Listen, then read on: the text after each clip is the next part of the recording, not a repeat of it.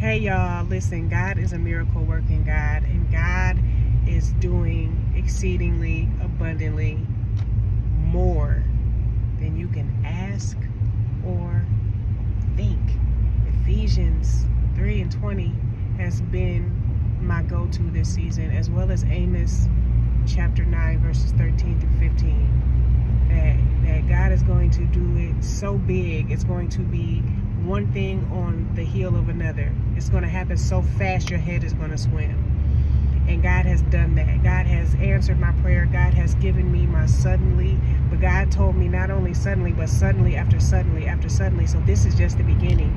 And I realized, I'm like, okay, God, like how, like you use me in a way to encourage people, but I also, he just revealed to me that he uses me as a catalyst of faith, because I have faith. Even when I'm unsure, even when I get weary, even when I get frustrated, when I get tired, one thing about me is my faith does not waver, because I just believe God and I trust God even when I don't see it. But I have faith in miracles. Like, I am a believer of miracles. I believe that the impossible is possible. God was just sharing with me that he uses me to help other people believe in miracles. He uses me and my story and my journey to help other people's faith, because I have enough faith. I have crazy faith. I have crazy faith to believe that he will do what he said he'll do, and that he can exceed my expectations. And it's because of my faith that he allows me to be a catalyst for miracles. He allows me to be a testimony. My story is a testimony of faith. Man, when he said that this will be only God could have done it kind of a year, the things that I am watching God do, only God could have done it. Like, it makes no earthly sense. It makes no sense in the natural realm. It is only God did it.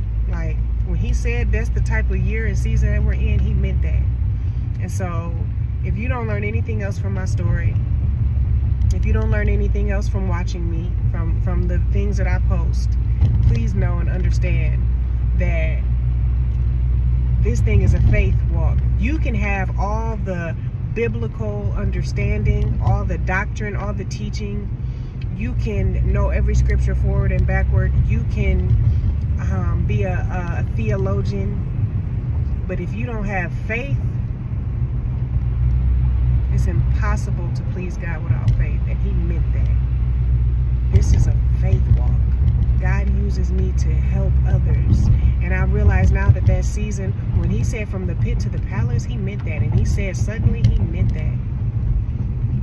And he did it in a way that I could never have done it. And so, God, I just thank you openly for everything that you've done, everything that you're doing. And I thank you for what you will do. And I thank you for coming through on your promise and reminding me that my faith is not in vain.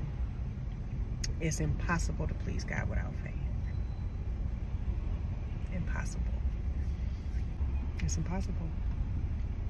So check your faith today, because we are in a season of miracles. It is Miracle March. Check your faith today.